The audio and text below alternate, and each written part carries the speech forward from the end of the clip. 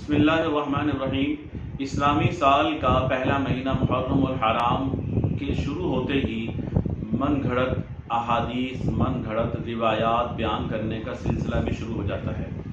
ایک حدیث یہ بیان کی جاتی ہے کہ جو شخص 10 محرم الحرام کو اسمت سرما لگائے گا اس کی آنکھوں میں پورے سال درد نہیں ہوگا۔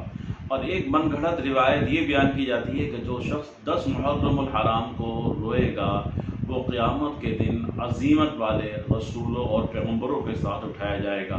اور ایک من گھڑت روایت یہ بھی بیان کی جاتی ہے کہ جو شخص یکم محرم الحرام سے 9 محرم تک روزہ رکھے گا اللہ تعالیٰ اس کے لیے فضا میں ایک خیمہ قائم فرما دیتے ہیں جس خیمے کی لمبائی 1 میل لمبا ہوگا اور 1 میل چوڑا ہوگا اور اس کے 4 دروازے ہوں گے۔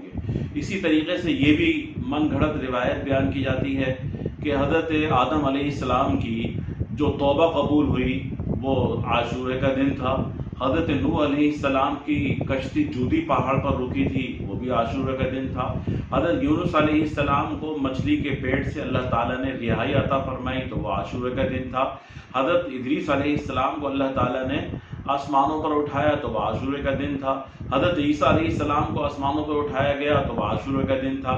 حضرت ابراہیم علیہ السلام کو اللہ تعالیٰ نے آگ کو جو گل و گلزار بنا دیا، آگ میں جو ڈالا گیا تھا اور آگ ان کے لیے سلامتی والی بن گئی تو وہ عاشورے کا دن تھا۔ اسی طریقے سے یوسف علیہ السلام کو جیل سے رہائی ملی تو وہ عاشورے کا دن تھا۔ تو اس قسم کی اور بھی بے شمار روایات، من گھڑت احادیث نقل کی جاتی ہیں محرم الحرام کے حوالے سے جن کا محرم سے قطعاً تعلق بھی نہیں ہے۔ اور بالخصوص حضور اقدس صلی اللہ علیہ وسلم کی ایک حدیث جو صحیح بخاری کے اندر موجود ہے وہ ہمارے پیش نظر رہنی چاہیے۔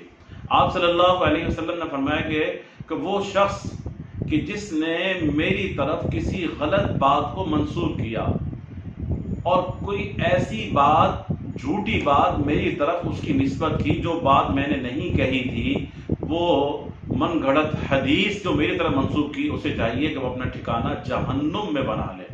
آپ نے بڑی ناراضگی کا اظہار فرمایا ہے۔ حضور اقدس صلی اللہ علیہ وسلم کی طرف غلط احادیث کو منسوب کرنا، من گھڑت احادیث کو بیان کرنا، اس کا ٹھکانہ جہنم ہے۔ اللہ تعالی ہماری حفاظت فرمائے اور ہمیں عمل کرنے کی توفیق عطا فرمائے۔